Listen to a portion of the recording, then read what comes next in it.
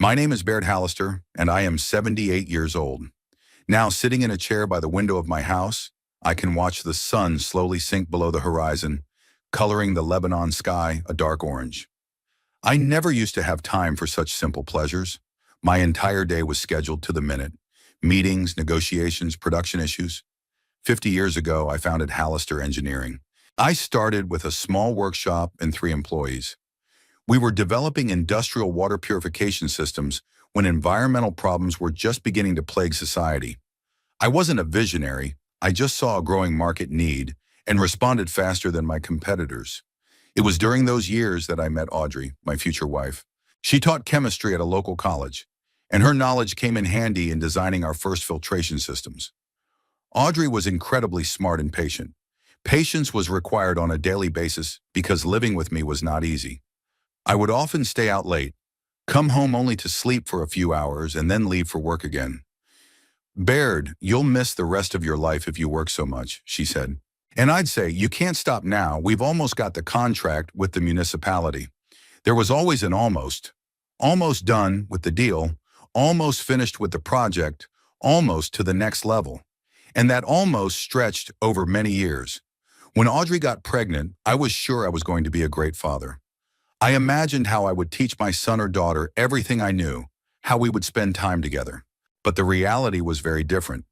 When Torrance was born, I was on a business trip to a neighboring state. Didn't get to the hospital until the next day, smiling guiltily and promising that things would change now. Things didn't change. The company grew, demanding more and more attention. In the 90s, we moved to a new level when we signed a contract with a large industrial holding. Our systems were installed in plants all over the East Coast. I was proud of my accomplishments, and I thought I was providing my family with a great future. But what did I know about my family? I'd come home late at night and find my wife and son asleep. On weekends, I'd look at reports while Audrey took Torrance to the park or to the kids' birthday parties. I missed his first steps, his first word, his first day of school. I know all these moments only from Audrey's stories and old photos. Torrance grew up withdrawn and aloof. When he turned 12, I tried to connect with him by taking him to the office, showed him blueprints, explained how our systems worked. He looked bored, clearly wishing he was somewhere else. "Aren't you interested?" I asked him then. "What makes you think I should be interested?" He replied with such bitterness that I was confused. "It's our family company, and someday it will be yours." Torrance shrugged his shoulders and looked away. "Then you've made up your mind." I didn't understand him then. It seemed to me that any boy should be proud of his father's accomplishments, eager to carry on his father's work. It was only years later that I began to realize that I had never asked my son what he wanted. Audrey left us when Torrance was 17. Pancreatic cancer, fast and relentless. 2 months between diagnosis and funeral. I was shattered, but I didn't let myself stop. On the contrary, I dove headfirst into my work, using it as anesthesia for my grief. I actually lost Torrance during the same period. He shut himself off from me completely. After high school, he went to study in another city, choosing business administration. I paid for his education, sent money for expenses, but our rare phone conversations were formal and strained. After university, to my surprise, he still came to work for the company. Not in production or engineering, but in the finance department. He was quickly promoted, showing an unexpected acumen for business. I watched him with a mixture of pride and wariness. Torrance was smart, ambitious, and completely unlike me. At 29, he had married Beverly, a bright and determined girl from a wealthy family. She made a strange impression on me the first time I met her. Polite, smiling, but her gaze was appraising, as if she were estimating the value of my suit, my watch, everything she saw around her. "Your company is amazing, Baird," she said then. Torrance had told me so much about its potential for growth. Something about her words made me uneasy. Not your work or what you've created, but the potential for growth. It was as if she saw not what is, but what could be extracted from it. The wedding was lavish and expensive. I paid most of the expenses, though Beverly's family could afford it. I guess it was my way of making up for the years of absence from my son's life. After the wedding, Torrance became even more distant. Our professional contacts increased. He continued to work for the company in increasingly senior positions, but our Personal interactions were almost non-existent. He and Beverly bought a house in the upscale neighborhood of Lebanon and hosted receptions for business associates and friends. I was rarely invited, and if I did, I felt like a stranger. In the last 10 years, Torrance took over as CFO. I continued to manage the overall direction of the company, but increasingly relied on my son for strategy and investments. Hallister Engineering had grown to 300 employees, with an office occupying 3 entire floors in one of Lebanon's tallest buildings. Torrance and Beverly never had children. When I gently asked about it one day, my son cut him off. Not everyone needs children to feel accomplished. I heard the reproach in those words, but I kept silent. I had no right to judge him. About 6 months ago, I began to feel tired. Not the usual fatigue after a hard day, but a deep, pervasive fatigue. I'd wake up with it and go to sleep with it. The doctors said that my heart was starting to fail, I needed to work less and rest more. I dismissed his advice as I once dismissed Audrey's, but the thought of handing over the company crept into my head and wouldn't let me rest. At 78, I was still spending 10 to 12 hours at the office. Why? To prove something to someone? But who? Audrey was long gone. Torrance was living his own life, and there were almost no friends left, all either dead or long retired, vacationing somewhere in Florida. It was at this point that Torrance began to take an unusual interest in my plans. He'd never asked me when I was going to retire before. "Father, don't you think it's time to enjoy the fruits of your labor?" He once asked me over a rare dinner together. "How much work can you do? You need a vacation." Beverly supported him enthusiastically. "Baird, you've done so much for the company. It's time to think about yourself. Travel. Enjoy life." I looked at them and thought maybe they were right. Maybe our relationship would improve if I wasn't constantly overseeing the company's affairs. Maybe this would be a chance to start over. "I'll think about it," I replied then. And I did think about it. I lay awake all night weighing the pros and cons. The company was my brainchild, my raison d'etre for 50 years. Giving it up was like cutting off a part of myself. But Torrance was right. I needed a vacation. My heart was racing more and more, and my memory was starting to fail. I caught sympathetic looks from the staff when I forgot a name or a date. Some of the clients were already preferring to talk to Torrance directly, bypassing me. One morning, looking at my reflection in the mirror, wrinkled face, bags under my eyes, graying hair, I made a decision. It's time. Torrance, though he doesn't share my engineering passion, has an excellent grasp of finance and strategy. He has the business acumen I've always lacked. He can take this company to the next level. I called him that same day. "Torrance, I've decided to put you in charge of the company." Completely. There was a pause, as if he didn't expect me to agree so quickly. That's great news, Father. When do you want to do it?" "Should we know when? Let's have the paperwork ready within the month. I want it to be official, with a transfer ceremony. 50 years of work, after all." "Sure," his voice sounded excited. "Beverly will be so happy. We'll make the arrangements." After that conversation, Torrance and Beverly seemed transformed. They were more attentive, calling more often, inviting me to dinner. Beverly inquired about my health. Torrance asked me for advice on my work. I knew it had to do with the impending transfer of the company, but it was still nice. Maybe, I thought, now that the tension had subsided, we could build a normal family relationship. The paperwork was prepared quickly. I insisted that I retain a small stake in the company and a seat on the board of directors, not for control, but to keep me in the loop. Torrance didn't object, though I noticed a fleeting look of displeasure on Beverly's face when the lawyer announced the terms. "Father, you don't have to worry about the company," Torrance said. "You should be enjoying a well-deserved vacation." "I'm not going to interfere with your decisions," I replied. "I just want to know how my life's work is going." Week after week, as I approached the official handover date, I felt a strange mixture of emotions. Relief. The weight of responsibility would soon be lifted off my shoulders. Fear. What will happen next? What will I do? Hope. Maybe now I'll have a chance to mend my relationship with my son. The day before the ceremony, I spent late into the night in the office, visiting every department, talking to employees, many of whom I had known for decades. Some had worked with me since the company's inception. They were sorry to see me go, but they knew it was time. "Mr. Hallister, The company won't be the same without you, said Odin Peller, my old friend and chief engineer. Things change, Odin. It's time to give way to the young. He shook his head. The young lack experience and wisdom. I hope your son will listen to advice. I heard doubt in his words, but I didn't think much of it. One has always been conservative, hardly accepting change. When I got home, I couldn't sleep for a long time. I went through 50 years of work, successes and failures, ups and downs. The company was my life, replacing my family, my friends, my hobbies. What would be left when I gave it up? But fatigue was taking its toll. Despite my doubts, I felt I had made the right decision. It was time to rest. It was time to let my son prove himself. It was time to finally try to mend the relationship if it wasn't too late. With these thoughts, I fell asleep, not realizing that tomorrow would turn my life upside down, and my relationship with my son would take a different turn than I had hoped. The morning of the official handover ceremony was clear and sunny. I got up early, shaved thoroughly, and put on my best suit, a navy blue one that had been tailored 5 years ago. It was a little loose. I'd lost a lot of weight lately, but it still fit properly.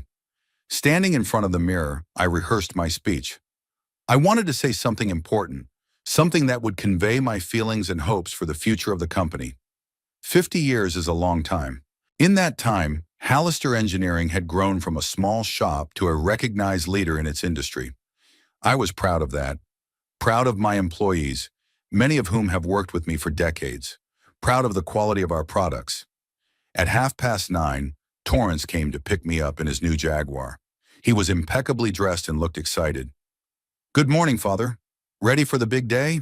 I nodded, trying to hide my nervousness. "I'm fine. Just a little nervous." "Don't be." Torrance smiled, starting the car. "It's going to be fine. Beverly's organized everything. There'll be a buffet, the press, even the mayor has promised to stop by." On the way to the office, Torrance talked about his plans for the company's future, expanding production, expanding internationally, diversifying the product line. I listened half listening, looking out the window at the familiar streets of Lebanon. This city has been my home all my life. "And I think it's time for a new logo and corporate identity," I heard Torrance say. "Something more modern, more dynamic." I shuddered. "The logo? But we just updated it 10 years ago. Customers recognize us by it." Torrance gave me a quick glance. "Dad, 10 years is an eternity in today's business. We need to keep up with the times." I wanted to object, but we were already pulling up to the office building. A small crowd had gathered in front of the entrance. Employees, journalists, business associates. Beverly was greeting the guests, radiant in an elegant beige suit. When she saw us, she waved. "Here are our main characters," she exclaimed as we got out of the car. "Baird, you look beautiful today."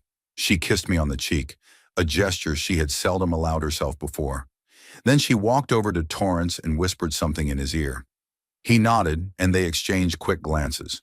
At that moment, I noticed for the first time what later became obvious. It was as if they were playing parts in a well-rehearsed play, with me as an honorable but fading character. The ceremony was held in a large conference room on the 10th floor. The chairs were arranged in rows, and on the wall hung a huge banner with the company's logo and the words, "A new era of Hallister Engineering." A new era. Without me.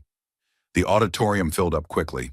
I recognized familiar faces, old customers, suppliers, competitors with whom I had developed an almost friendly relationship over the years. They came up, shook my hand, wished me a happy retirement. Some said quietly with a note of regret, "I'm sorry to see you go, Baird. The company won't be the same without you." One of my oldest customers, the owner of a large processing plant, pulled me aside. "I hope your son understands the value of personal relationships in our business. We've been working with you for 25 years, not only because of the quality of the equipment, but because you're trustworthy." I assured him that Torrance was well aware of the importance of long-term partnerships, although deep down I was beginning to doubt it. In recent months, my son had been talking more and more about restructuring the customer base and optimizing partnerships. At 10 o'clock, the ceremony began. Beverly took the small stage and announced the start of the event. After a brief introduction, she invited me to speak. I slowly walked up to the stage, feeling my heart pounding. 50 years of leading the company, And now was the moment to say my farewell words. "Good afternoon, dear friends, colleagues and partners," I began, trying to keep my voice firm. 50 years ago, when I opened a small workshop on the outskirts of Lebanon, I could not have imagined that one day I would be standing here, in this beautiful hall, in front of all of you. I told the story of the company, the early successes and failures, the breakthrough technologies we had developed, the employees who had become almost family. I talked about how proud I am of every project, every system we have installed over the years, and today it is with a sense of accomplishment that I hand over the reins to my son, Torrance Hallister. I am confident that under his leadership, the company will reach new heights while maintaining the values that have always been our foundation: quality, innovation, and integrity. As I finished my speech, I looked at Torrance. He was sitting in the front row, next to Beverly, and applauding with everyone else. But his gaze was not on me, but somewhere in the distance, as if he had already seen the future of the company, his future. Torrance came up on stage and shook my hand firmly, hugged me for the photographers. Then he began his speech, confident, energetic, full of ambitious plans.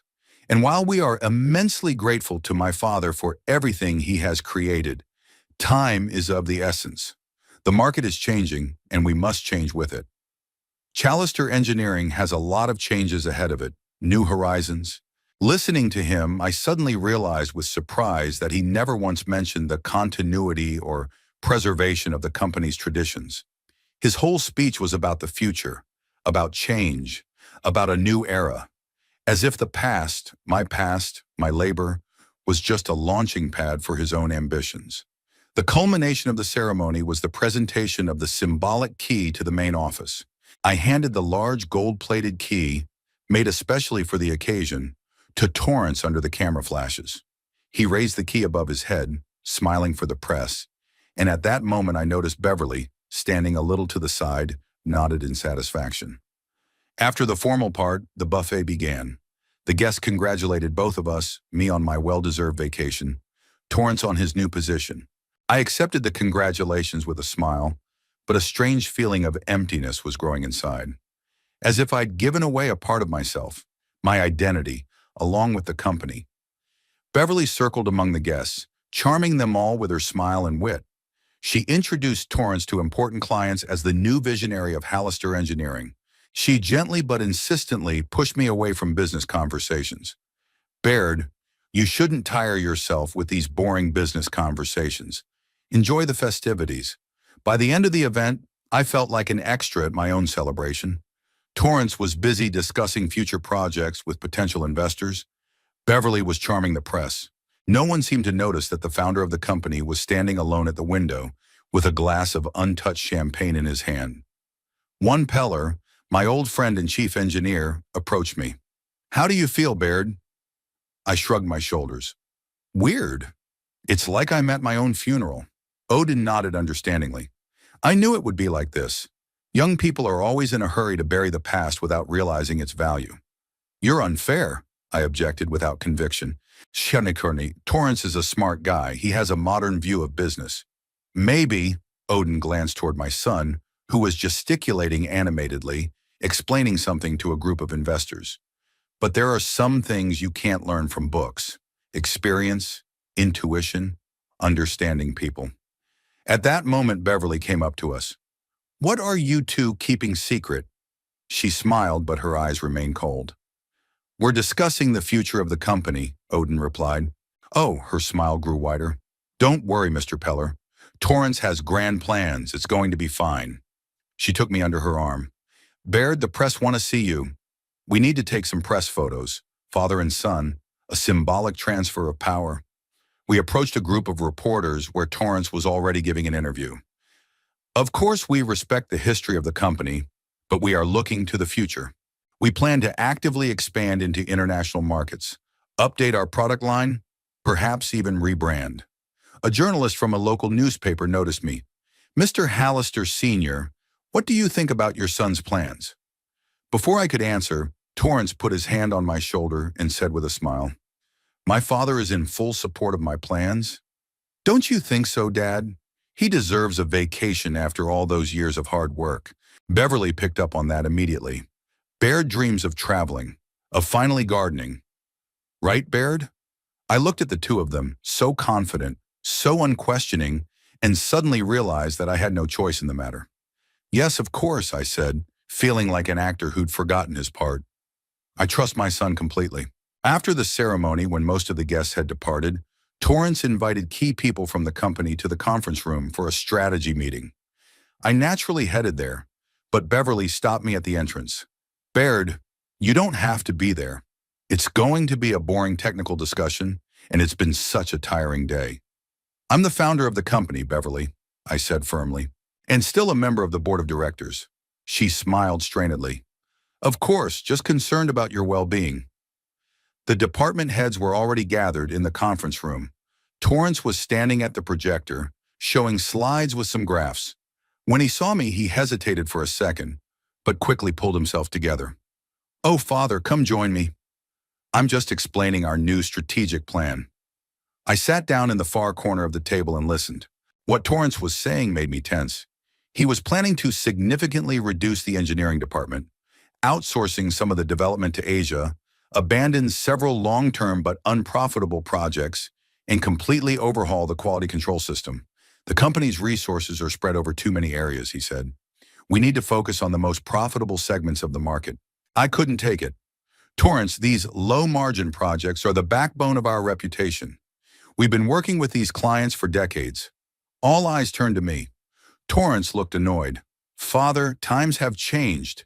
Sentimentality won't help us survive in today's competitive environment. It's not about sentimentality, I countered. It's about long-term strategy. These clients give us stability even in times of crisis. Beverly, sitting next to Torrance, intervened with a soft smile. Baird, we understand your attachment to old projects, but Torrance has done a thorough analysis. The numbers don't lie. I wanted to continue the argument, but I noticed some of the employees awkwardly avert their eyes. They already saw Torrance as the boss, and me as an honorable but useless old man. Okay, I said finally. It's your decision, but I'd advise you to think carefully about the long-term consequences. Torrance nodded with a strained smile and continued his presentation. I didn't interfere anymore, just listened as he methodically dismantled everything I'd spent years building. After the meeting, Odin Peller caught up with me in the hallway.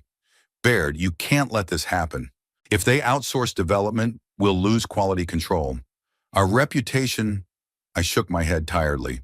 I've handed control over to Torrance. It's his decision. But you're still on the board. You can... Alone, I interrupted him. I promised I wouldn't interfere. Give Torrance a chance. Maybe he sees something we don't. But in my heart, I knew I'd made a mistake. Over the next few days, the situation only got worse. I came to the office, but I felt superfluous. My office was still mine, but Torrance had moved all the important meetings and appointments to his new office at the other end of the floor. Information reached me late or in a distorted form. One day, I accidentally learned that Torrance had met with our largest client, renegotiating the terms of a multi-year contract without even informing me. When I asked him about it, he brushed it off. It was a routine meeting. I didn't want to bother you with such trivialities. But I learned from my old contacts at the client's company that Torrance had raised prices substantially, citing a new pricing policy. The client was unhappy but agreed, given the long history of cooperation. I tried to talk to my son. Torrance, you risk losing an important partner. We've always had a policy of fair pricing. He looked at me with ill-concealed irritation. Dad, they were paying far less than the market price on the old contracts. We're just equalizing the situation. Those contracts had certain conditions. We were getting stability and a guaranteed volume of orders. Torrance smiled indulgently. That's an outdated approach to business. Now you have to maximize profits in the short term in order to invest in growth. And what happens when customers start leaving? New ones will come, he replied confidently. The market is huge. I could see it was useless to argue. Torrance saw any criticism as an attack on his authority, and any advice as an attempt to control his actions. Beverly didn't stay away either. She showed up at the office more and more often, participating in meetings, giving opinions on matters she had absolutely no knowledge of. The employees were polite to her, but I noticed the perplexed looks they exchanged behind her back. Gradually, I began to receive fewer and fewer invitations to meetings. Information about current projects reached me in a roundabout way through old friends in the company. Torrance stopped consulting with me even on important matters. One day upon arriving at the office, I discovered that my pass didn't work at some doors. The guard at the entrance looked confused. "I'm sorry, Mr. Hallister, but Mr. Torrance has ordered that access to certain rooms be restricted." Confidential information, you understand. I understood. I was being methodically forced out of the company I'd built. It culminated in a board meeting where Torrance presented his restructuring plan. He talked about selling non-core assets, downsizing, changing the corporate culture. All of this was presented as necessary measures to survive in today's environment. When it came time to vote, I was in the minority. The new board members appointed by Torrance supported his plan. My vote was symbolic. After the meeting, Beverly approached me with faux sympathy. "Baird, we understand how hard it is for you to see the changes in the company. Maybe you shouldn't come to all these meetings. It's just frustrating." "I'm still on the board, Beverly," I said dryly, "and I'll do my job." She shook her head. "Of course, no one's saying otherwise. I'm just looking out for your health." That evening, sitting in my chair at home, I thought seriously for the first time that I might have made a mistake in handing the company over to Torrance. He was ambitious and energetic, but he lacked the experience and understanding of the intangibles that made Hallister Engineering successful: customer trust, employee loyalty, and a reputation as a reliable partner. I didn't know what to do. Attempts to talk to Torrance were met with polite but firm resistance. He was sure he was right and saw any criticism as an attempt to undermine his authority. Maybe I thought we should give him time. Maybe he would learn from his mistakes, realize the value of experience and tradition. Maybe in time our relationship would improve and he would start to listen to my advice. But deep down, I already felt it was an illusion. Torrance and Beverly saw me as an obstacle, a nuisance to their goals. And I was beginning to realize that sooner or later, they would find a way to get rid of me for good. The morning began as usual. I woke up at 6 o'clock, a habit developed over decades, though now I could afford to sleep longer. I ate breakfast oatmeal, drank a cup of strong black coffee, and headed to the office. Despite all the changes of the last few weeks, I couldn't give up this ritual. On the way, I stopped at a small bakery where I'd been buying pastries for years. The owner, an elderly Greek man named Spiros, greeted me like an old friend. "Good morning, Mr. Hallister." The usual. "Yes, Spiros, 4 croissants with almonds for the engineering department." It was a ritual, too. Every Wednesday, I brought baked goods to the engineers. A small thing, but they loved it, and I felt it was important to show them that I appreciated their work. When I arrived at the office, I nodded to the security guard and took the elevator to the 10th floor. I met several employees in the hallway, and they said hello politely, but I noticed a strange expression in their eyes, a mixture of embarrassment and pity. I decided not to pay any attention to it. As I approached my office, I heard voices. The door was ajar, and from there came Torrance's irritated voice. We need to settle this matter once and for all. It's only getting in the way." "I've been saying for a long time," it was Beverly's voice, "but you've been stalling. It's time to act now." I froze at the door, not knowing whether to go in or not. They were clearly talking about me. Part of me wanted to turn around and walk away, avoid the confrontation, but the other part, the part that had built the company from the ground up and led it through many crises, couldn't back down. I pushed open the door and walked in. Torrance and Beverly were standing at my desk, leaning over some papers. When they saw me, they straightened with ill-concealed irritation. "Good morning," I said, trying to keep my voice normal. "I didn't expect to see you in my office so early." Torrance gave Beverly a quick glance as if looking for support, then turned to me. "Father, we need to talk." I went to the desk and put the bag of croissants on it. "Of course." "About what?" Beverly crossed her arms over her chest, her face hard. "About your future at the company, or rather your lack of one." I looked at her, then at Torrance. The son looked determined, but there was something like uncertainty in his eyes. "What do you mean, Beverly?" I asked, turning to her, even though Torrance should have been the one to talk. She grinned. "Don't pretend, Baird. You know exactly what we're talking about. Your presence in the company is causing problems. The employees are confused. They don't know whether to listen to you or Torrance." I turned to my son. Is that true? Do you think so? Torrance straightened up, clearly trying to look more confident. Yes, father. We can't go on like this. The company needs one leader, one voice. I've never undermined your authority, Torrance, I countered. I only offered advice based on my experience. Advice? Beverly laughed. You're always criticizing his decisions, turning old employees against him. We know all that. I shook my head. That's not true. I was only raising concerns about some risky moves. See? Beverly turned to Torrance. He continues to consider your decisions risky. It's never going to stop. Torrance looked at me coldly. Father, I'm grateful for everything you've done for the company, but times have changed. We need new approaches, new ideas. And you're stuck in the past. Hey, Torrance, I've led this company through 50 years of crises and problems. I know this business better than anyone. That's in the past, he cut him off. Your knowledge is out of date now. The world has changed, and so have the ways of doing business. You just don't understand how things work now. I felt anger rising inside me, not fierce, but cold, restrained. Are you sure you do? In the 2 months you've been in charge, you've already managed to turn 3 key clients against you and lose 2 important employees. Torrance's face contorted with anger. These are necessary sacrifices. You're not seeing the big picture. We're clearing the company of all the ballast, all the things that are dragging us backwards. People like you, Beverly added with undisguised hostility. I turned my gaze back to her. I was never ballast for this company, Beverly. I built it. I created it half a century ago, she retorted, and the world has changed since then. It's time to face the obvious. You're no longer needed here. I looked at my son, searching his eyes for some sympathy, some understanding, some respect. But all I saw was cold determination. Do you agree with that, Torrance? I'm no longer of any use to the company I built? You don't need me? He held my gaze. Yes, father. It would be better if you left. Completely. Beverly smiled triumphantly. See, even your son realizes that. You don't belong here. I felt something inside me break the last hope that our relationship could be salvaged, that Torrance still valued me not only as the founder of the company, but as a father.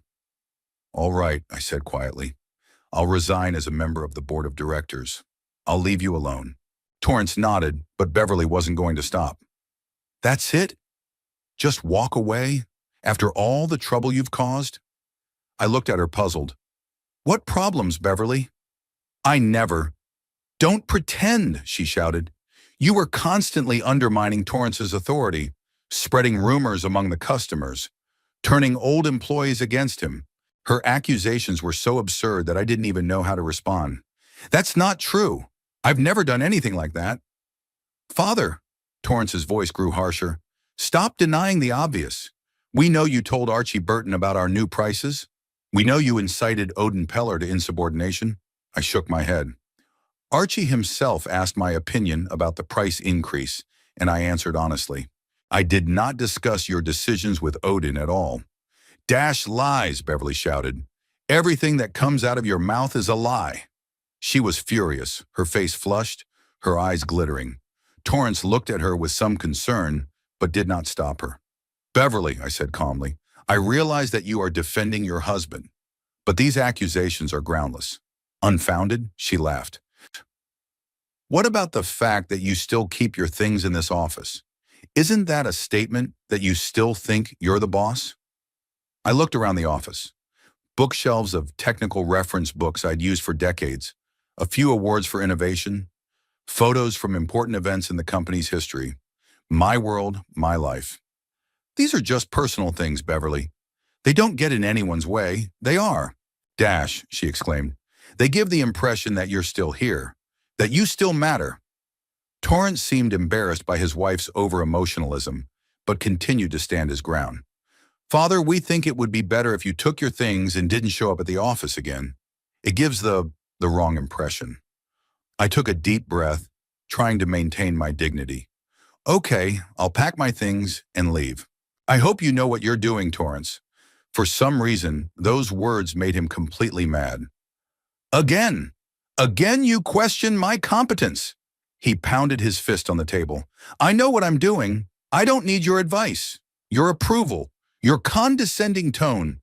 Beverly walked over to him, put her hand on his shoulder. You're absolutely right, dear. He can't accept that his time has passed. Torrance, I tried to speak calmly, I have never doubted your intelligence or your abilities, only in some decisions that I consider risky. Because you're afraid of risk, he shouted, always have been. For decades, he'd kept the company at a safe, predictable level when you could grow, expand, take risks. It wasn't fair, and he knew it. I turned a small workshop into $1 million company, survived several economic crises, always found ways to adapt to changing conditions. Torrance, you don't... No, listen to me. He couldn't hold back. You think you've built something great? This mediocre company with a tiny niche market? I could have accomplished so much more if it weren't for your caution, your fear of change. Every word was a slap in the face. 50 years of labor, sleepless nights, hard decisions, and this is how my son sees it. If you feel that way, I said quietly, why did you want to take over in the first place? Because I saw the potential, he replied, potential that you could never realize. You with your outdated views, your fear of risk, a helpless old man who clings to the past. Helpless old man. Those words struck particularly painful. I had never considered myself helpless. Even at 78, I was full of energy, ideas, and the desire to work. But in my son's eyes, I was just a burden, an obstacle to his ambitions. I see, I said after a pause. Well, if that's the way you feel, I really should go. I turned to go to the closet where my personal belongings were kept, but Beverly blocked my way. There's no need to bother. I'll do it. She swung open the closet doors and started pulling things out. Books, file folders, awards, tossing them on the floor. Beverly, I tried to stop her. There are fragile things in there. She ignored me, continuing to empty the closet.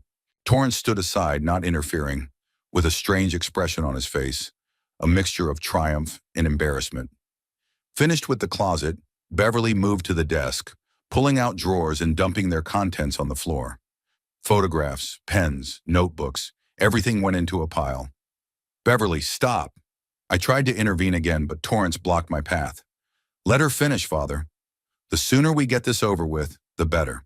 I watched my sister-in-law methodically destroy my office, turning 50 years of my life into a pile of junk on the floor. Among the items, I noticed a picture of Audrey, one of the few I kept in the office. The glass in the frame cracked from hitting the floor. Beverly noticed my gaze and picked up the photo. Oh, sentimental value? She grinned. How touching. I stepped forward. Give me the picture, Beverly. She retreated to the window, holding the frame above her head. What if I don't? What will you do, Baird? Call for help? But no one will come. No one will take your side. You're alone. All alone. I could see she was enjoying my humiliation, my helplessness. Torrance stood beside me, not interfering, letting the spectacle continue. Please, I said, no longer hiding my emotion. This is a picture of my late wife. It's the only thing I have left. Beverly hesitated for a moment, as if my plea had touched some string in her soul, but then her face hardened again. So what? You think I care about your sentimental attachments? Your dead wife? She went to the window and opened it. A cold fall wind blew into the office, scattering papers on the floor. Beverly, don't! I sounded desperate. She looked at me, then at the photograph in her hand, and without the slightest hesitation, threw it out the window. Oops, she said with fake regret. What an embarrassment. I rushed to the window, but all I saw was Audrey's picture frame tumbling downward, spinning in the air to crash to the pavement 10 stories below. Torrance finally intervened. Beverly, that was unnecessary, but she'd already gotten the hang of it. Returning to the pile of things on the floor, she began to gather them into a pile. No, darling, it's not unnecessary. It's necessary. It's necessary to put the past behind us once and for all. With a pile of my things, books, documents, awards, she went back to the window and, without hesitation, threw everything outside. Papers flew through the air. Heavy objects went down like rocks. Beverly, Torrance looked worried. You could have killed someone. She laughed. Don't be dramatic. There's a parking lot downstairs. There's no one there at this time. She went back for another load of stuff. I stood there paralyzed with shock and humiliation, unable to stop this nightmare. Why are you letting her do this? I asked Torrance. It's your company now, not hers. He looked away. She's just helping to solve a problem. You still need to get your stuff. Pick it up, not throw it from the 10th floor. Beverly continued her work, methodically emptying the office through the window. I noticed several employees gathered at the entrance, attracted by the noise, but no one dared to intervene. Finally, when almost all of my belongings had been thrown out, Beverly turned to me with a triumphant smile. That's it. The study is clean. No sign of Baird Hallister. I looked at the empty office where I'd spent most of my life. Bare walls, empty shelves, only trash on the floor to remind me of what had once been here. Are you satisfied, Torrance? I asked quietly. Is this what you wanted? He didn't look me in the eye. I wanted you to leave with dignity, Father. I chose this scenario myself.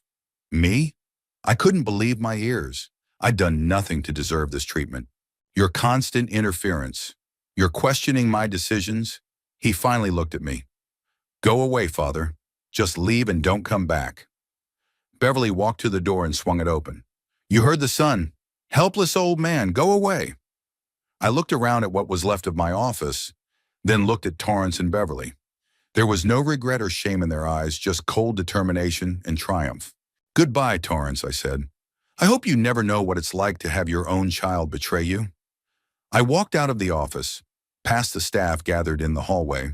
They parted in front of me, eyes downcast, not wanting to witness my humiliation.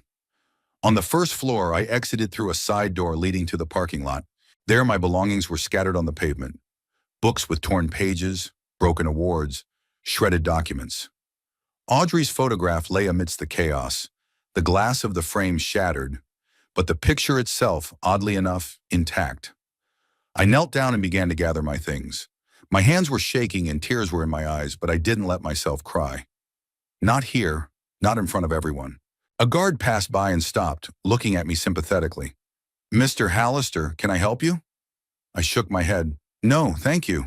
I'll be fine. He fidgeted, clearly embarrassed by the situation, then left. I continued packing up what was left of the 50 years of my life invested in the company.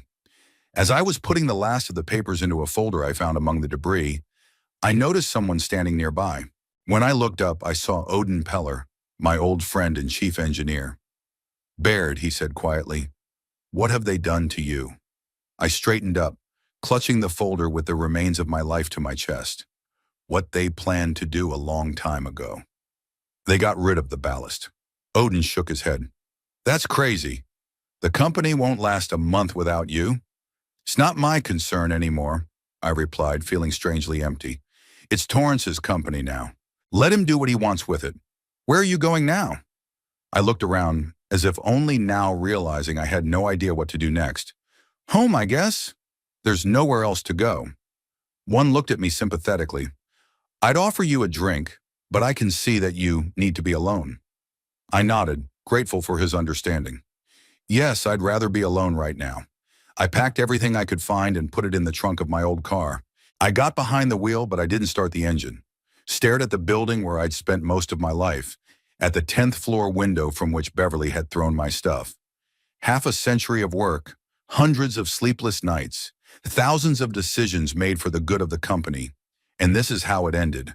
A humiliating banishment, as if I wasn't the founder, but some delinquent employee. I started the car and slowly drove out of the parking lot. Without looking back, I left the company I had founded and the son I now realized I had never really known. I spent the first few days after my expulsion from the company at home, not going out or answering the phone. The phone rang constantly. Journalists, old business associates, a few company employees, even the mayor of Lebanon, with whom we had been on friendly terms for years. But I didn't want to talk to anyone. The shame and humiliation were too fresh. My home, where I had lived almost all my life, suddenly seemed alien and empty. The 3-story Victorian mansion that Audrey and I had bought back in the 70s when the company was starting to turn a serious profit. At the time, it seemed the epitome of success, a symbol that we'd come a long way from the small rented apartment where we'd started our family life. Now the huge rooms with high ceilings only added to the feeling of loneliness. I wandered around the house like a ghost, unable to find a place. I slept lightly, often awakening in the middle of the night from nightmares in which I relived over and over again the scene of my expulsion from the company. Audrey's photograph, which had survived the fall from the 10th floor, was now on my bedside table. I spoke to her often, as if she might respond. "What did I do wrong, Audrey?" I asked, looking at her smiling face. "Where did I go wrong with Torrance?" Of course, there was no answer, but in the silence of the empty house, I began to rethink my entire life, all the decisions that had led to this point. I had always believed that providing for a family financially was a man's primary responsibility, working 16 hours a day so that Audrey and Torrance wouldn't need anything. I bought my son the best toys, sent him to a prestigious private school, paid for an elite university. But somewhere along the way, I forgot the most important thing: to be there for him, to listen, to understand.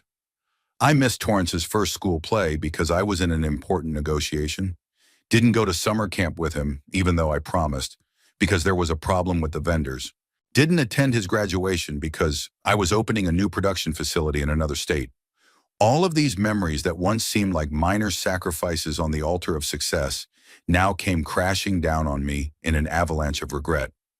I wasn't there when my son needed me. Didn't teach him the most important things: human relationships, empathy, compassion. Instead, I showed him by example that work is more important than anything else, that success is measured by money and status, not by the quality of relationships with loved ones. And here is the result. My son, who in many ways repeated my path, but without the moral guidelines that I never bothered to pass on to him. On the 4th day of voluntary confinement, I ran out of food. I didn't leave the house, eating what I could find in the refrigerator and pantry. But now I had to either order delivery or go out to the store. The thought of showing my face in public was almost physically painful. All of Lebanon must have already known about my ignominious banishment from the company. I imagined the whispers behind my back, the sympathetic glances, the gloating smiles of my competitors. But hunger was stronger than fear. I dressed, trying to look decent, and went outside for the first time in days. The fall air, fresh and cool, cleared my head a little. I decided to walk to a small store 2 blocks away, avoiding the main streets. No one paid much attention to me along the way. People were rushing about their business, busy with their own problems. It was a strangely comforting revelation. The world didn't stop because of my personal tragedy. Life went on.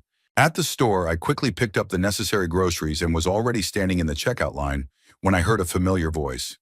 Baird Hallister. When I turned around, I saw Hugh Langdon, owner of a construction company and a longtime client of Hallister Engineering. We weren't close friends, but we'd always maintained a good relationship. "Hugh," I tried to smile, but it didn't come out very convincingly. "How are you?" "Better than you by the looks of it." "You look terrible, Baird. What's the matter?" I hesitated, not knowing what to say. Hadn't he heard about what had happened? "Yeah, I had some problems with the company," I said evasively. Hugh frowned. "Trouble? That's putting it mildly. The whole town is talking about how your son and his wife kicked you out. Is it true she threw your things out of the window?" "So you did know." I felt the color of shame flood my face. Yes, there was something like that. Hugh shook his head. "It's a damn shame. After all you've done for the company, for the city. You know, a lot of people are on your side, Baird. Not all of them, of course, but many." His words were an unexpected comfort. I thought the whole town was gloating over my downfall, but perhaps I was wrong. "Thank you, Hugh. It, means a lot to me." He nodded. "Listen, I was going to call you the other day. I have a question about the new contract with your company. Or rather, your son's company." I tensed up. "I'm no longer involved with Hallister Engineering, Hugh. I can't help you." "I know," he lowered his voice, "but I need some advice. Torrance is offering new terms that seem to me strange. A 30% increase in price, a shorter warranty period, a change in material specifications." I frowned. "That doesn't sound good." That's what I'm saying. We've been working with you for 15 years, never had a problem. And now these changes with no explanation. I sighed. Torrance. He has his own ideas about running a business. More aggressive, shall we say. Hugh looked at me carefully. Would you sign such a contract if you were me? I shook my head. No. But that's just my opinion, Hugh. I'm not in the business anymore. He nodded thoughtfully. I see. Look, why don't we have a drink somewhere? Have a normal conversation? I wanted to say no, but then I thought, why not? Sit in an empty house, wallowing in self-pity, or talk to someone who seemed to be on my side? Okay, I agreed. But let's not go downtown. I don't want to attract attention. We paid for our purchases and went to a small bar on the outskirts of the city where hardly anyone would recognize us. It was a cozy place with dim lights and soft music, perfect for a frank conversation. Over the first glass of whiskey, Hugh shared his doubts about the new management of Hallister Engineering. Over the second, I shared the details of my exile, feeling strangely relieved that I could talk. You know, Hugh said when I finished, your son is making a huge mistake, not just personally, but in business. Reputation is everything in this business, and he's destroying what you've spent decades building. I shrugged. He thinks he knows better. Maybe he does. I'm old-fashioned about a lot of things. Old-fashioned? Hugh grinned. Call it what you want, but your principles worked. Quality, reliability, honesty. That never gets old. We sat in the bar until late in the evening, reminiscing about old times, discussing changes in the business. Hugh turned out to be an unexpectedly good conversationalist, and I felt less lonely for the first time in a long time. Back at home, I slept better than I had in all the previous nights since the exorcism. Maybe it was the alcohol, or maybe it was the fact that I had finally talked myself out of it. Either way, I woke up in the morning feeling like life wasn't over. It had changed, yes, but it wasn't over. The next few days went by in a sort of new routine. I started going out for walks, occasionally popped into a cafe for breakfast, bought a few books at the local bookstore. People recognized me. Some expressed sympathy, others pretended nothing had happened. I preferred the second option. On the fifth day, the doorbell rang. When I opened it, I saw Odin Peller, my old friend and former chief engineer of Hallister Engineering. Baird, he extended his hand. It's good to see you upright. I shook his hand. Come in, Odin. Coffee or something stronger? Coffee will do. He walked into the house, looking around curiously. I've never been here before. Can you believe it? All the years we've worked together, and I've never been to your place. That remark made me think. Indeed, I rarely invited colleagues home, preferring to keep work and personal life separate. Another mistake, perhaps. We walked to the kitchen where I started making coffee. How are things going at the company? I asked, trying to keep my voice neutral. Odin snorted. You really want to know? Yes, I turned to him. Despite everything, I cared. He sighed. Honestly, things are going to hell. Torrance is laying off a bunch of old employees. He says he needs fresh blood. He brought in his own people from business school. Young, ambitious, no idea what our industry's like. I put a cup of coffee in front of him. Who'd he fire? Marlowe in research, Foster in production, Lena in quality control. Everyone who's worked with you for over 10 years. I whistled. That's quite a purge. And that's not all. Odin sipped his coffee. He canceled 3 major projects we'd been working on for the last 2 years, said they were unpromising, but he did sign a contract with Amber Corporation to supply low-cost filtration systems for their plants in Mexico. I frowned. Amber, but they have a terrible reputation for environmental issues. We've always refused to work with them. Not anymore, Odin shook his head. Torrance says business is business, and we can't afford to be morally sensitive. This news was unpleasant, but not surprising. Torrance had always thought my approach to business was too conservative, too cautious. Now he could act in his own way. What about the customers, I asked. How are they reacting to the change? One grinned bitterly. What do you think? Inflated prices, reduced warranties, new inexperienced account managers. 3 big ones have already broken contracts. 5 more are on the verge. Including Hugh Langdon? Yeah, he's one of the ones on the edge. He's trying to negotiate, but Torrance is adamant. Either our way or no way is his new motto. I shook my head. Crazy. We've spent decades building relationships with these clients. Exactly. Odin set the cup on the table. Eh, But there's something else you don't know. Project Crystal. I tensed. Project Crystal was our pride, an innovative industrial wastewater treatment system we've been working on for the past 3 years. Potentially revolutionary technology that could take the company to a whole new level. What's wrong with it? Torrance shut it down. Odin looked me straight in the eye. Said he was eating up too many resources with no guaranteed return. I felt a wave of anger rising inside. Is he a complete idiot? This is the future of the company. Not for him, Odin sighed. He's focused on short-term profits. Anything that doesn't give an immediate return on investment is useless to him.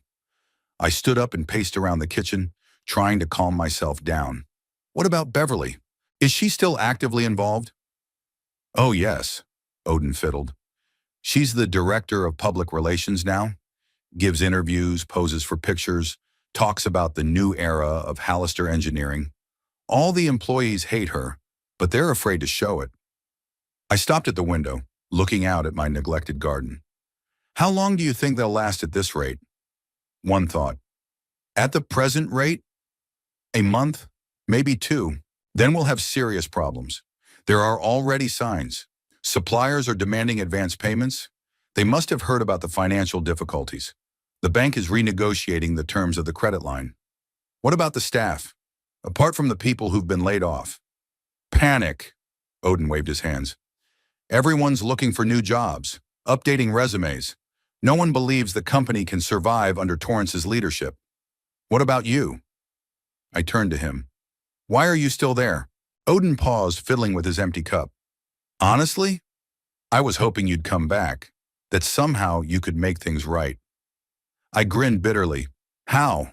Torrance is the majority owner now. I can't do anything. You could create something new, Odin said suddenly. Not necessarily in the same industry. Just something of your own. And a lot of people would follow you. The thought had never occurred to me. Starting over? At 78? It's absurd. I'm too old for this, Odin, I said tiredly. My time has passed. He looked at me with sudden severity. Did Torrance say that? That you're a helpless old man? And you believed it? His words struck a nerve. Really, why did I accept this role so easily? Why did I let my son and daughter-in-law define who I was and what I was worth? It's not about age, Odin continued. It's about experience, knowledge, connections. All the things you have that Torrance doesn't. And he never will if he keeps this up. I was silent, pondering his words. Something new was beginning to stir inside. Not just anger or resentment, but something constructive, creative. I'll have to think about it, I said at last. Thank you for telling me about the situation at the company. Odin nodded.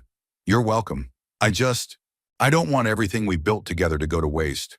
When he left, I sat in the kitchen for a long time, thinking about our conversation. The thought of creating something new seemed both daunting and appealing. Did I still have the strength and energy for such a project? And most importantly, did I want it? That evening, for the first time in many days, I opened my laptop and started looking through my old notes on the Crystal project. The technology was truly revolutionary with enormous potential. And now Torrance had just tossed it in the trash for short-term profit. Something inside me shifted, as if the parts of a complex mechanism were falling into place. I suddenly realized that I wasn't ready to retire, that I still had a lot of unrealized ideas and energy left in me. Maybe Odin is right. Maybe this is not the end, but a new beginning. I spent the next 2 days analyzing the situation, weighing the possibilities, evaluating resources. I had personal savings, enough for a modest start.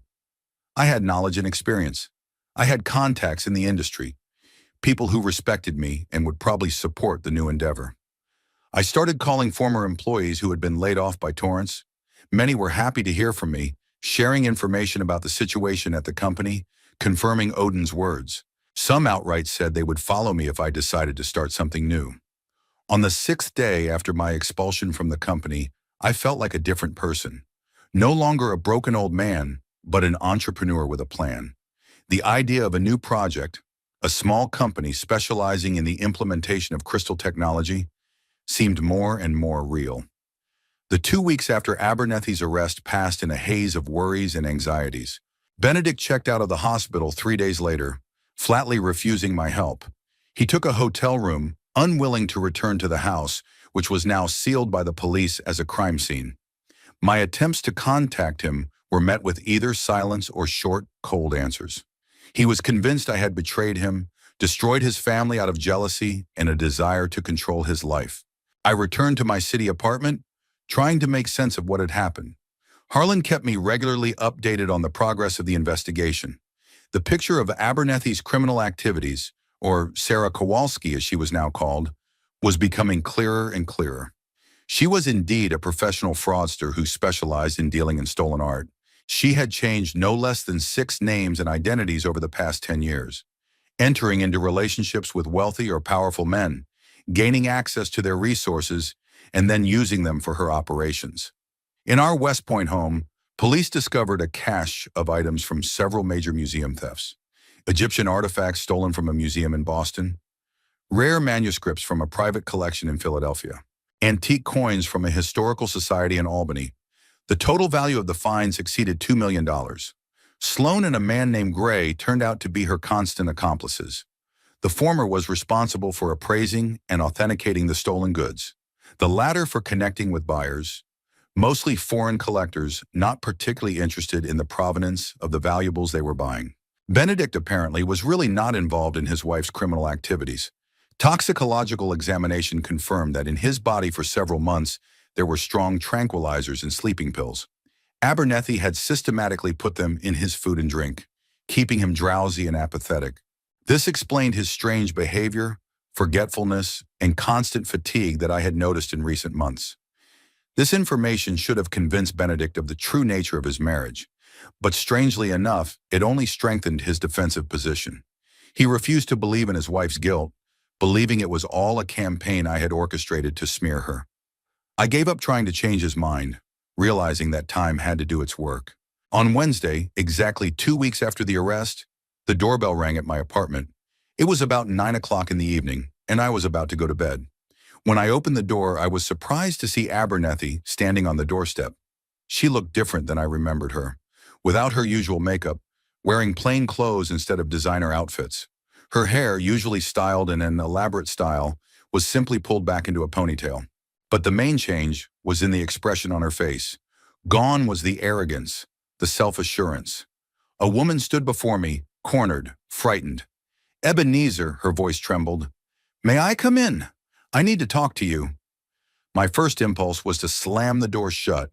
After everything she'd done with my house, with my son, with me, she had the nerve to show up at my door? But curiosity got the better of her. "How did you get free?" I asked, not moving from my seat. "I was out on bail," she replied. "Please let me in. I can't talk in the hallway." I reluctantly stepped back, letting her inside. She walked quickly into the living room, casting nervous glances at the windows as if she was afraid she was being watched. "Thank you," she exhaled, sinking into a chair. "I know you're probably the last person who would want to help me, but..." "Sekanum, you're right," I interrupted. "After everything you've done, I have no desire to help you. How did you find my address in the first place?" "Benedict," she answered simply. "He came to see me yesterday. We talked, and he still believes in your innocence," I said. "Despite all the evidence." She lowered her eyes. "Benedict loves me, and She hesitated. "I love him too, in my own way." "In your own way?" I didn't hide my sarcasm. "Does that include poisoning him with drugs and using his house for illegal business?" "You don't understand." Her voice grew quieter. "I didn't want to hurt him. The medication, it was necessary for his own protection." "What were you protecting him from? The truth about your criminal activities?" She looked up, and in her eyes I saw not remorse, but calculation. Even now, cornered, she was still manipulative. "Ebenezer, I didn't come here to make excuses. I came here to ask for your help." "My help?" I couldn't believe my ears. "After everything you've done?" "That's why," she stepped forward. "You're the only one who can save Benedict from the consequences." "What are you talking about?" She took a deep breath, gathering her thoughts. What the police found in the house was just the tip of the iceberg. There are other places, other hiding places. And there are people, very dangerous people, who will not welcome the attention of the authorities. People who might think Benedict knows too much. Are you threatening my son? I felt a wave of anger rising inside. No, she shook her head. I'm trying to protect him. That's why I'm here. I need your help. What kind of help? I asked, still not trusting her. Money, she answered bluntly. For a good lawyer. And, some problems with my former partners. You want me to pay for your defense? After you ruined my son's life? I want you to help me protect Benedict, she insisted. If I make a deal with the investigation, testify against the real organizers, they'll leave him alone. But for that, I need a lawyer who can negotiate those terms. I stared at her, trying to figure out where was the truth and where was another manipulation. Was the threat to Benedict real, or was this just a way to bilk me out of my money? Tell me everything, I finally said. From the beginning. How you met Benedict, why you married him, what really happened in my house. She nodded as if she had expected this demand. I worked in Benedict's gallery, but not as an art historian, but as let's say a scout, looking for potential clients for another business. People interested in art often have specific tastes and are willing to pay for rare pieces without asking too many questions about their provenance. And Benedict seemed like a suitable target? I asked. No, she shook her head. I hadn't even planned to get close to him in the first place. He seemed too right. But then I found out about you, your company, the house in West Point. So you weren't after the son, but his father and his property? I grinned bitterly. Not exactly, she countered. I've really grown attached to Benedict. He's kind, considerate, sincere qualities rarely found in my circle. And I had planned to just use your connections, maybe access to your transportation routes to move goods. But then you gave us a house, and it turned out to be the perfect place for your business. Exactly. She didn't deny it. Secluded, respectable neighborhood, minimal nosy neighbors, and most importantly, your family's reputation. No one would suspect anything illegal in the Hill House. I listened to her confession with growing disgust. She spoke calmly, businesslike, as if she were describing a normal business strategy, not a criminal scheme. And the drugs, I asked? Why did you poison my son? I didn't poison him. Her tone became defensive. Just to help him relax. Benedict is too sensitive, too susceptible. He began to notice oddities, to ask questions. It was dangerous for him in the first place. So you did it out of concern? The irony in my voice was obvious. Partly. She didn't flinch. Benedict wasn't made for my world. He wouldn't have been able to handle the truth. And then, the tranquilizers made him happier. He was less anxious, less nervous. You took away his will, his consciousness, his ability to make decisions. I could hardly contain my anger. You turned him into a weak puppet. I was protecting him, she insisted, from the truth that would have destroyed him, and from the people who would hurt him if he knew too much. And who were those people? I asked. Your mysterious partners who were now allegedly threatening my son? She looked around as if afraid we might be overheard and lowered her voice. Rocky Sloan and Edward Gray are low-level, executors. The real organizers are people you've never heard of, people with international connections, access to museums, private collections. They provide the goods, and people like me organize the sales. And what can they do to Benedict? Anything. Her voice trembled, and for the first time I believed she was actually afraid. They leave no witnesses. And Benedict, he's seen some of them, not knowing who they were, of course, but still. And then, the house is in his name. All the evidence leads to him. The police know he wasn't involved in your affairs, I objected. Forensics confirmed the presence of drugs in his system. That won't stop my partners if they think he's a threat, Abernethy shook her head. The only way to protect him is to make a deal with the investigation. I testify against the organizers, and in return I get protection for myself and Benedict. And for that, you need money for a lawyer. I finished for her. Exactly, she nodded. A good lawyer who can negotiate those terms is expensive. I don't have that kind of money. All my assets are frozen. What about the money from your operations? I asked. I doubt you worked for free. Nah, most of it went to the top, she explained. I was left with a commission, and I spent it. Clothes, jewelry, travel. Creating the image of a successful, wealthy woman was part of the job. I stared at her, trying to decide whether to believe a word she said. Was the threat to Benedict real? Or was it another manipulation, an attempt to use my love for my son to save herself? Why should I believe you? I asked bluntly. After all the lies, all the machinations? Because I'm not lying right now, she answered simply. I have nothing to lose. The evidence against me is enough for a serious sentence. The only thing I care about right now is Benedict's safety. No matter what, I don't want him to get hurt.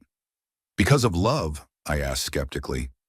Maybe, she shrugged slightly. I don't know if I'm capable of true love. But Benedict, he's special.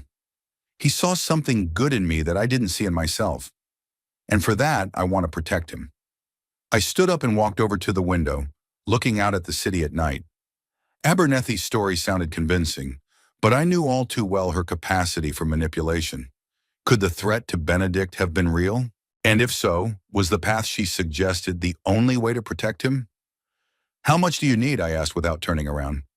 50,000 to start, she answered quickly, for a lawyer and some arrangements. Arrangements? I turned to her. You mean bribes? Call it whatever you want, she said. In my world, everything has a price. Information, silence, security. I went back to my chair and sat down, looking at her carefully. Suppose I give you this money. What guarantee is there that you'll actually protect Benedict and not just disappear? None, she answered honestly, except my word, which we both know costs a little, but I have no reason to run. With or without the money, I'm still under investigation. The only way to stay out of jail is to make a deal with the DA's office. And for that, I need a good lawyer. I remained silent, thinking about the situation. $50,000 was a considerable, but not critical sum for me. I could afford such an expense. The question was whether it was worth the risk of trusting a woman who had already proven herself unscrupulous and deceitful. I need to think about it, I said at last, and to consult with some people. Time is short, she warned me. I have to appear in court tomorrow morning to renew my bail conditions, and my former partners are already looking for ways to solve the problem. I'll contact you in the morning, I said firmly. How can I reach you? She gave me the phone number and address of the motel on the outskirts of town where she was staying after her bail. As she walked upstairs, she suddenly froze, as if she had remembered something important. You know, Ebenezer, I've always marveled at your devotion to your son. Most men of your position and age think only of themselves, their comfort, their reputation.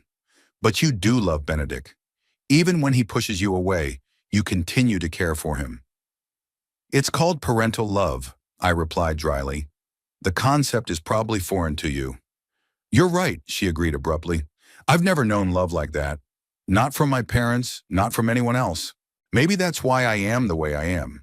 There was no self-pity in her tone, just a statement of fact. And for a moment I saw her not as a calculating con artist, but as a person with her own history of pain and loss. But that feeling passed quickly, replaced by memories of all the times she had been dismissive and disrespectful to me, and to Elizabeth's memory. I remembered how she had put my wife's paintings away in the closet, replacing them with faceless abstractions. How cold she'd been toward family heirlooms, the history of the house. How she gradually isolated Benedict from me, canceling our meetings, controlling his communication, and of course the final scene, her demand for payment to enter the house I myself had given my son. Before you enter, pay. These words spoken with such cynicism, with such confidence in her impunity. I'll see you out, I said, rising. At the door she turned, and in her eyes I saw something like sincerity. Whatever you decide, Ebenezer, know that I do want to protect Benedict. It may be the only selfless act of my life. So no one. Good night, Mrs. Kowalski, I replied, using her real name emphatically. When I closed the door behind her, I dialed Harlan's number. I needed the advice of a man who knew about crime and law enforcement. She's lying, Harlan said immediately after hearing my story, at least partially. Yes, there is an organized network of stolen art dealers. And yes, Kowalski is not the top of the pyramid. but the threat to Benedict has been greatly exaggerated. Are you sure? I asked. She seemed genuinely concerned. Ebenezer, this woman is a professional con artist and manipulator. She knows how to appear sincere. It's her job. In reality, she is just looking for a way to save herself. The money she's asking for is hardly for a lawyer. It's more likely to be for escape prep or witness tampering. But if there's even the slightest chance that Benedict is in danger, I understand your concern, Harlan's voice softened. But there are other ways to protect him. I can contact the feds, explain the situation. If necessary, they'll provide security or even put him in the witness protection program. But paying Kowalski is the worst thing you can do. After talking to Harlan, I couldn't sleep for a long time. Abernethy's words about people who leave no witnesses behind echoed in my head. What if the threat is real? What if, by refusing her help, I put Benedict in danger? On the other hand, could I trust a woman who had lied to me from the first time I met her? Who had used my home for crime, poisoned my son, humiliated me by demanding payment to enter her own former home?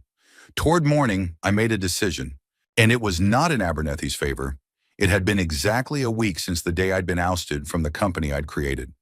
7 days that had changed me more than the previous 7 years. I woke up early as usual, but instead of the usual heaviness and apathy, I felt a strange lightness.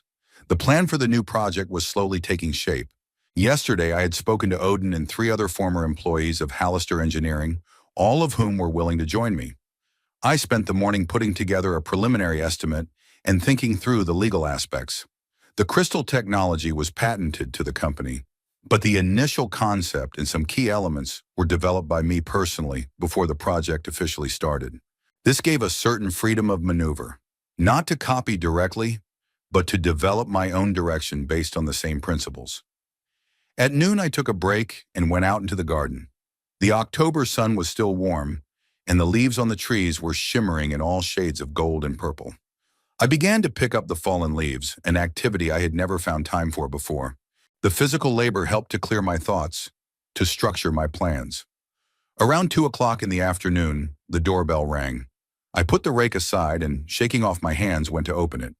Torrance stood on the doorstep. Without his usual gloss and self-assurance, in a rumpled suit, with dark circles under his eyes. Next to him, tense and nervous, stood Beverly. "Father," Torrance looked uncertain. "May I come in?" I silently stepped aside, letting them into the house. Beverly walked past without even glancing at me. Her usual grooming had vanished. Her makeup was sloppily applied, her hair not properly styled. We went into the living room, where I motioned for them to sit down. I remained standing, staring at these 2 people, who had thrown me out of my own company a week ago like a piece of junk. "To what do I owe this visit?" I asked dryly. Torrance looked to Beverly for support, but she turned away, looking at the painting on the wall. "Father, the company is having some difficulties," he began uncertainly. "You have?" I kept a neutral expression on my face. "What kind of difficulties?" Torrance coughed. "Financial, mostly. In personnel. With clients." "I mean every kind of difficulty a business can have," I said without a smile. Beverly gave me a disapproving look, but didn't say anything. She obviously didn't want to be here, but Torrance had probably insisted on her presence. "Yeah, that's about right." Torrance ran his hand over his face. "Look, I know we didn't part on the best of terms." "Not the best?" I couldn't hold back a bitter chuckle. "Oh, you called me a helpless old man and kicked me out of the company I built. Your wife threw my personal belongings out of a 10th floor window. I'd call that more than just not in the best way." Torrance lowered his eyes. "I know it was wrong. I was angry, feeling like you didn't trust me, didn't see my potential. And you decided to prove it by destroying the company in a week?" I asked. Beverly blurted out, "The company isn't ruined. We're just having temporary difficulties." I looked back at her. "Really? And how serious are these temporary difficulties?" Torrance sighed. "Amber Corporation is threatening a lawsuit. We couldn't deliver the equipment on time because of problems with the production department. Problems that arose after you fired Foster, who ran that department for 15 years, I pointed out. Where did you—" Torrance paused. Oh, Odin, of course. He was always your man. He was an engineer with 30 years experience who knew the plant like the back of his hand, I countered. What else? Torrance swallowed. 3 major clients have broken contracts. 6 more on the verge. The bank froze the credit line because of covenant violations. Suppliers are demanding prepayment. And people are leaving, he waved his hands. 28 people quit in 1 week. Key personnel. I shook my head. I warned you not to change established processes so drastically that our reputation and customer relationships are our greatest asset, that experienced employees are the backbone of the company, but you thought you knew better. I was wrong, Torrance said quietly. I underestimated the complexity of running a business of this size.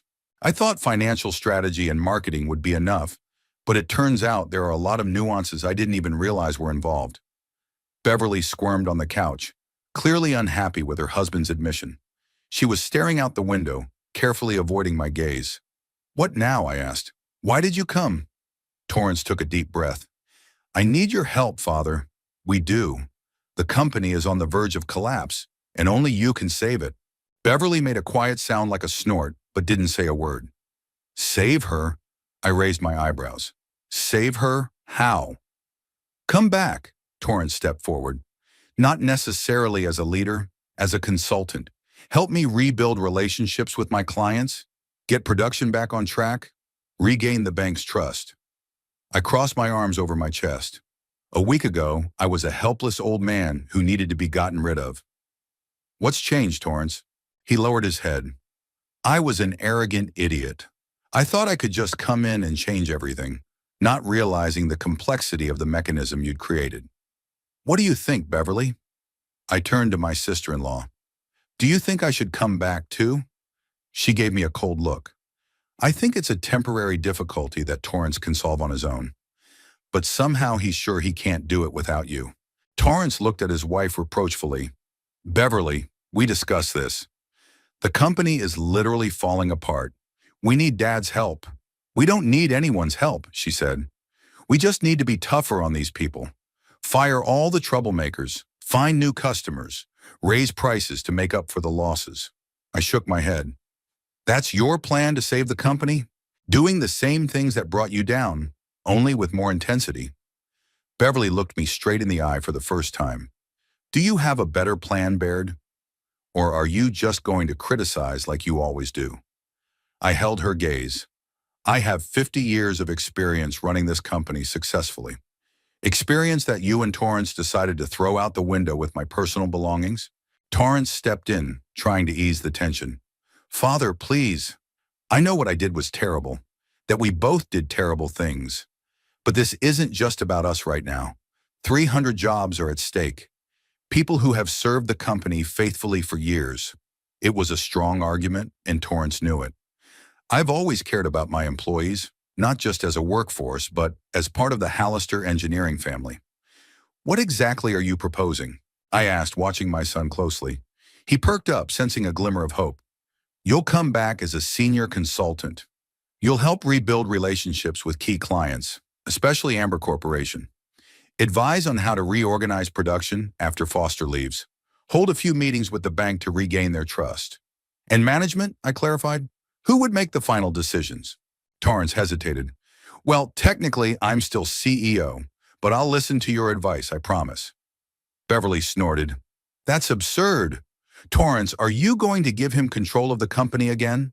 After all we went through to get it? I'm not giving up control, Torrance objected. I'm just asking for help in an emergency. And then? Beverly asked. Sonny, when the crisis is over, do we put him out the door again? I watched this exchange of remarks closely. Beverly didn't even try to hide her attitude toward me, speaking as if I wasn't in the room. Torrance looked torn between his desperate need for my help and his unwillingness to contradict his wife. Beverly, please, he tried to reassure her. Now is not the time for this. The company is on the verge of collapse. The company is on the verge of collapse because of your indecision, she exclaimed. You should have been tougher from the start. Fired everyone who was loyal to your father, replaced them with your own people. Instead, you hesitated, tried to be the good boss, and this is the result. Torrance blushed. I did what I thought was right. And if you had interfered less in my decisions? Oh, so now it's my fault? Beverly jumped to her feet. Did I tell you to take over the company? Yes, you did. Because I believed in you. I thought you had the determination to do what was necessary, but you ruined it with your softness. I watched this scene with a growing realization of what had been going on behind the scenes all along. Beverly was the driving force pushing Torrance into actions that he himself may not have fully supported. Not an excuse, of course, but at least a partial explanation. Would you stop blaming each other? I said calmly. It was more important to figure out what to do next. Both of them turned to me, as if they had just remembered my presence. Will you help us? Torrance asked hopefully. I gave him a long look. Before I answer that, I want to make something clear. What happened to Project Crystal? Torrance hesitated. I shut it down. It required too much investment without a guaranteed return. And where are all the materials on it now? Prototypes, documentation, test results.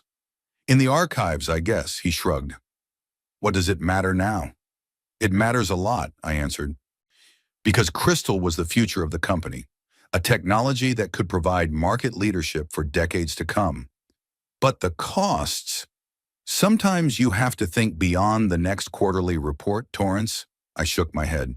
That's what I've been trying to teach you all these years, but you never understood. Beverly rolled her eyes.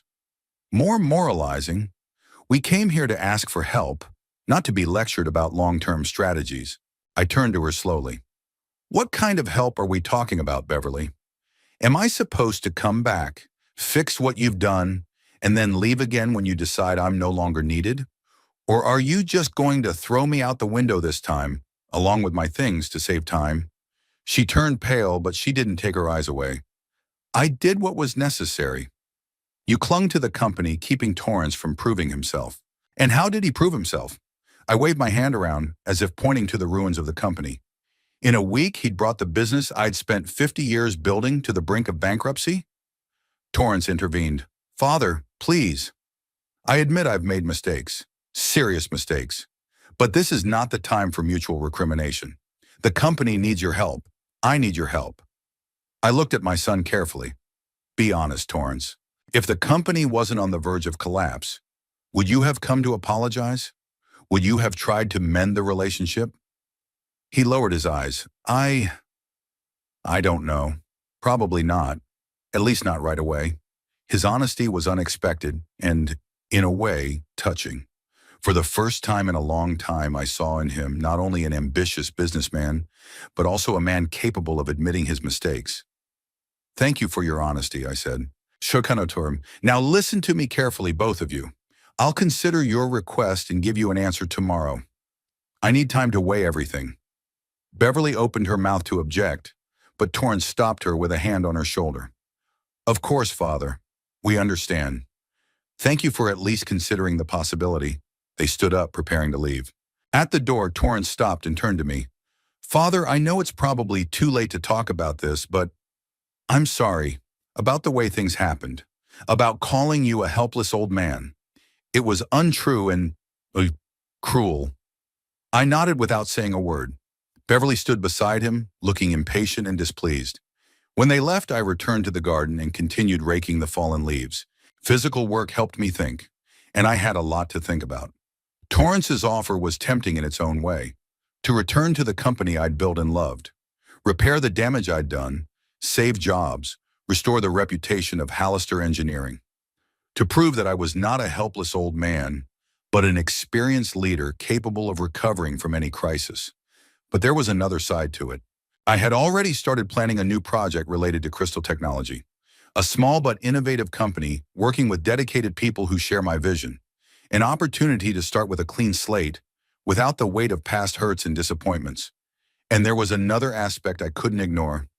Beverly. She clearly didn't want me back and would do everything in her power to sabotage my efforts. And Torrance, despite all his remorse, remained heavily influenced by his wife. In the evening, I called Odin and told him about Torrance and Beverly's visit. So it's that bad, he said thoughtfully. I'm not surprised. The question is, what are you going to do? I sighed. I don't know. Part of me wants to go back and save the company. The other part says it's a road to nowhere. Torrance and Beverly will never change. What about our new project? Odin asked. You've already started talking to potential investors. Yes, and the response has been quite positive, I confirmed. People are really interested in the crystal technology. Then why go back to Torrance? Odin sounded puzzled. To be thrown away again when they don't need you anymore? It was a good question. Why indeed? Out of a sense of duty to the company I created? Out of pity for my son who had fallen on hard times? Or out of vanity, to prove that I was still on top of things? I don't know, Odin, I answered honestly. I need to think about it.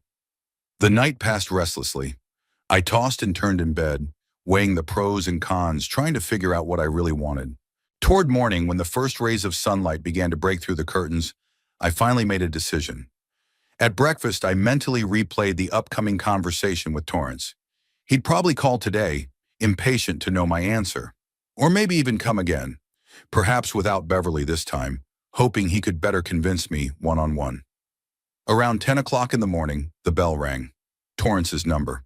I took a deep breath and answered. Good morning, Torrance.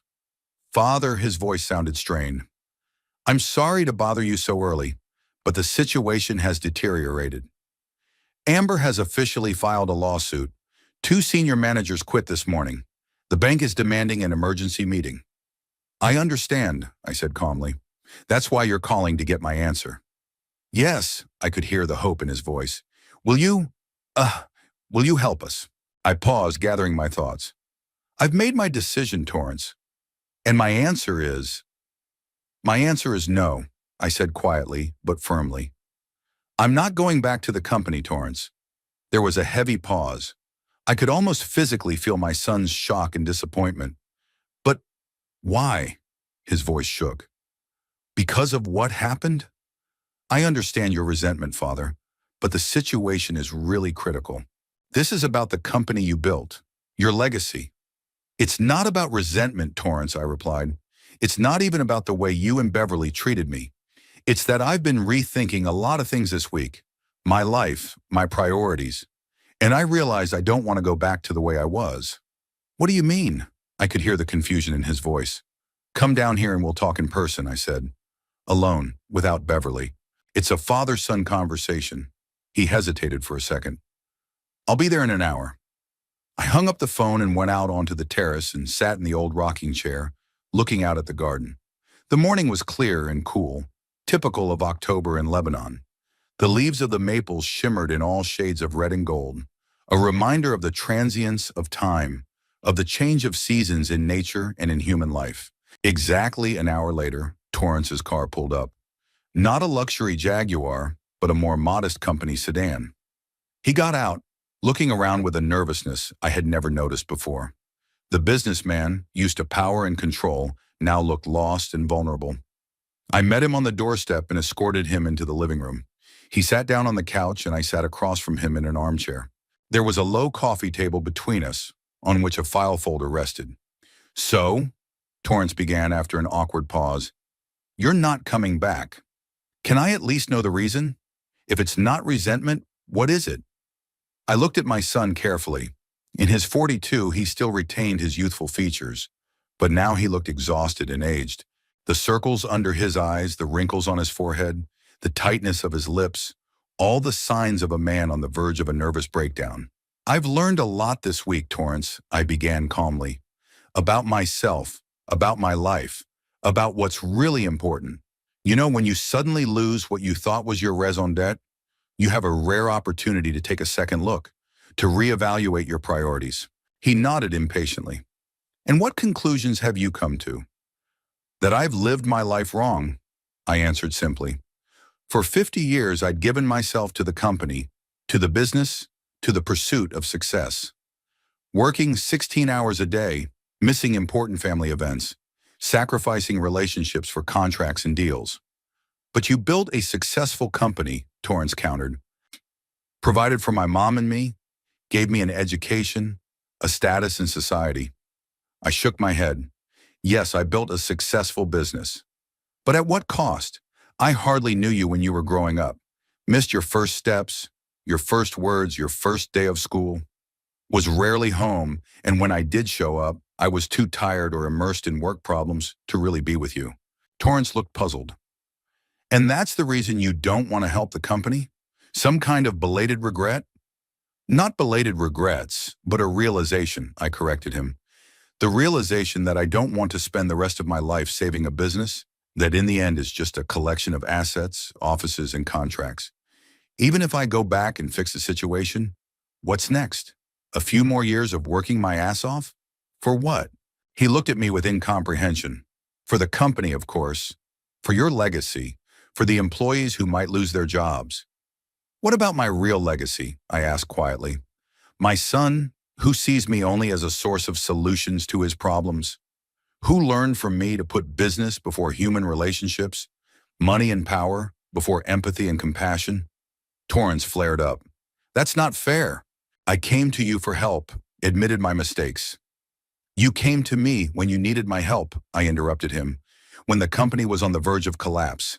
And before that, did you ever ask my opinion on anything other than business matters? Asked about my life, my feelings, my thoughts?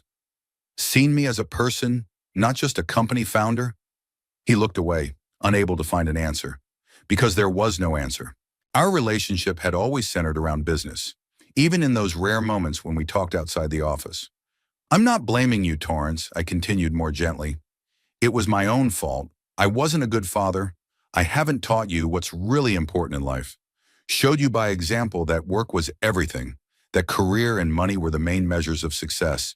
And the result is that you followed in my footsteps, only without the moral restraints that I tried to honor. And now what?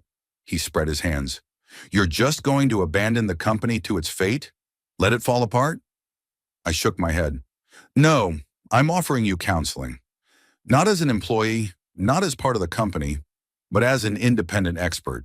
I'll advise you on how to deal with the crisis, help you with your main clients, but you have to manage. The consequences of your decisions should be your responsibility too. Torrance frowned. That's not what I was hoping for.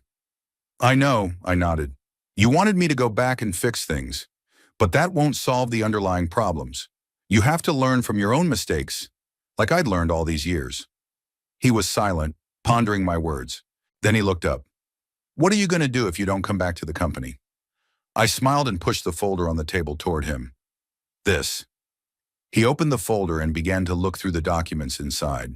A business plan, preliminary agreements, technical specifications. What are these? He asked, flipping through the pages. A new project, I answered. A small engineering company specializing in the design and implementation of environmentally friendly water purification systems for developing countries, based on the principles of the crystal technology you so hastily shut down. Torrance looked at me incredulously. You started a new company? In a week, I laid the groundwork, I clarified, along with Odin Peller and a few other engineers you fired. People who believe in this technology and are willing to work on it even on initial terms. We already have preliminary interest from 2 investors and a potential contract with an international humanitarian organization. He slammed the folder shut. You can't do that. The crystal technology is owned by Hallister Engineering. The original technology, yes, I agreed. Hannah, but we are developing a modification of it based on my early research, which I conducted before the project was officially launched in the company. Legally, we're in the clear. Torrance looked at me in disbelief and, I thought, with a touch of respect. You've thought this through? I've had time to think, I replied. A week without meetings, calls, or reports had been surprisingly productive. He shook his head. That's your answer? Instead of saving the company you built, you start a new one? A competitor? Not a competitor, I objected. We're in a completely different market segment. Small mobile systems for regions with limited infrastructure. That's never been a priority for Hallister Engineering. Because there's no big money in it, Torrance pointed out. Exactly, I nodded. There's no huge profits there. But there is an opportunity to help millions of people who don't have access to clean water. To do something really meaningful, not just increase the numbers on quarterly reports. Torrance looked at me like he was seeing me for the first time. I don't understand you, Dad. All your life you've been a businessman, striving for success to expand your company. And now all of a sudden, you're talking about helping people, about significance. Because I finally realized what is really important, I answered. I realized that money and success do not bring happiness if you are lonely, if your relationship with your loved ones is destroyed, if your own son sees in you only a tool to solve his problems. He flared up. It's not fair. I didn't. Torrance. I held up my hand, stopping him. Let's be honest, at least for now. You came to me not because you realized the value of our relationship, but because the company was in crisis. And you know what? I don't blame you. I taught you that by example. He was silent, unable to find the words to object. Because I was telling the truth, and we both knew it. What will happen to the company? He asked at last. Are you really going to let it go down? I sighed. Like I said, I'll help you with advice. I'll make recommendations on how to handle the crisis, but the decisions have to be made by you, and you're responsible for the consequences too. I stood up, signaling the end of the conversation. You still have a chance to save the company, Torrance. Win back the trust of your customers and your employees. But to do that, you're going to have to rethink those aggressive strategies you and Beverly have been implementing. Beverly won't agree to a change of course, he said quietly. She thinks we need to be tougher, more aggressive. Then you'll have to choose between your wife and your company, I said. Decisions like that are part of growing up, part of being a leader. He stood up, clutching the folder in his hands. Can I keep this? To study your recommendations? Sure, I nodded. It's all detailed. What to do with Amber Corporation, how to restore relations with other clients, how to reorganize production after the departure of key employees. Follow those recommendations and you'll have a chance. We headed for the exit. At the door, Torrance stopped and turned to me.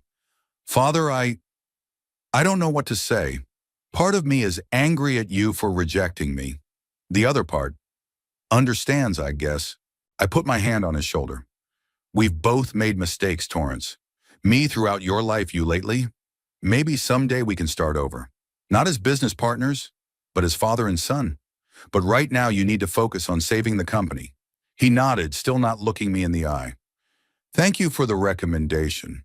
Yeah, I'll try to follow them. Good luck, I said sincerely. Sure, you'll need it. After Torrance left, I returned to the living room and sat down in a chair, feeling strangely light. The decision had been made. The conversation had taken place. I felt no gloating, no vindictive satisfaction in refusing to help my son. Only a calm certainty that I had done the right thing, both for him and for myself. My phone rang. It was Odin. Well, did you have a talk? He asked without preamble. Yes, I answered. I refused to come back, but I gave him recommendations on how to deal with the crisis. And how did he react? As expected, first distrust, then anger, then something like understanding. I don't know if he will follow my advice or continue to listen to Beverly. Odin chuckled. My bet is on Beverly. She's too deep in his head. Maybe, I agreed. But that's his choice, his way. We have our own. Speaking of which, Odin's voice came to life. I just talked to Marlowe. He's ready to join us and bring 2 more engineers from the research department. It looks like Torrance has been doing a real cleanup in there. Great. I'm feeling a surge of enthusiasm. What about the room? You find anything suitable? Yeah, there's a small office on the outskirts of town near an industrial zone. It's not very presentable, but it's a good place to start. And the rent's pretty reasonable. That's good. Tomorrow we'll go look at it. After talking to Odin, I went out into the garden. The day was drawing towards evening, and the sun was coloring the treetops with golden hues. I stood breathing in the fresh fall air and felt strangely peaceful. For the first time in many years, I was truly free. From the burden of responsibility for a huge company, from the need to meet expectations, from the endless pursuit of success and profit. There was a new path ahead, new opportunities, new relationships with people who shared my values and vision. I had no illusions about the future of Hallister Engineering. If Torrance followed my recommendations, the company had a chance to survive, albeit on a reduced scale. If he continued to listen to Beverly and her aggressive strategies, failure was inevitable. But that's no longer my concern. I've done what I can. I've given advice. I've shown him the way. The rest is in his hands. As for our relationship with our son, I didn't hold out much hope of repairing it in the near future. Too many resentments, too many bad decisions on both sides. But maybe someday when passions have settled down and life has put things in their proper place, we'll have a chance to start over. Not as business partners, not as successor and predecessor, but simply as father and son. In the meantime, I had a new project, a new goal, a new meaning of life. A small company working not for maximum profit, but for real benefit to people. A team of like-minded people who share not only professional ambitions, but also human values. At 78, I was starting a new chapter of my life, and in a strange way. I felt more youthful and energetic than I had in years. In the evening, I called a few more former employees of Hallister Engineering, inviting them to join the new project. The response was consistently positive. People who had lost their jobs due to the Torrance purges were enthusiastic about the opportunity to continue the business they loved under my leadership. After finishing the calls, I sat down at my desk and began sketching out a plan for the coming months. Incorporating the company, renting space, purchasing equipment, assigning responsibilities. All the things I had done 50 years ago when I first started Hallister Engineering. But this time with a different approach, different priorities, a different understanding of what really matters. I named the new company Aqua Vita, a simple, memorable name that captures the essence of our mission: to provide people with clean water, the most basic and essential resource for life. Before going to bed, I went out on the terrace and looked up at the starry sky. Somewhere out there, among those distant lights, was Audrey, the woman I loved and so often neglected for work. I hoped she saw my change and approved of the new path I had chosen. "I finally get it, Audrey," I whispered into the silence of the night. "I understand what you've been trying to tell me all these years. Too bad it's too late for us. But maybe not too late for me to live the rest of my life right." The next morning, I woke up with a clear head and a firm resolve. After eating breakfast, I called Odin, and we agreed to meet at the potential office for the new company. As I left the house, I noticed a newspaper on the porch. On the front page was a picture of the Hallister Engineering Building and the headline, "Lebanon's largest engineering company on the verge of collapse." I ran my eyes over the article. Nothing new, the same facts I already knew. The reporters quoted anonymous sources in the company describing the chaos and panic after the change in management. I folded the paper and put it back. It was no longer my story, no longer my concern. I was starting a new chapter of my life, and I was determined to live it the way I should have lived the previous one. With the right priorities, with attention to people, not just numbers and reports, with an understanding of what really mattered. Getting into the car, I took one last look at my house, a big empty mansion full of memories, both good and bad. I thought maybe I should sell it and move to something more modest, closer to the new office. Another life change, another step toward a new beginning. I started the engine and drove off, leaving behind not only the house, but an entire era of my life. Ahead was a new path, new opportunities, and most importantly, a new understanding of myself and my place in the world. At 78, I was starting over, and it was the most correct decision of my life.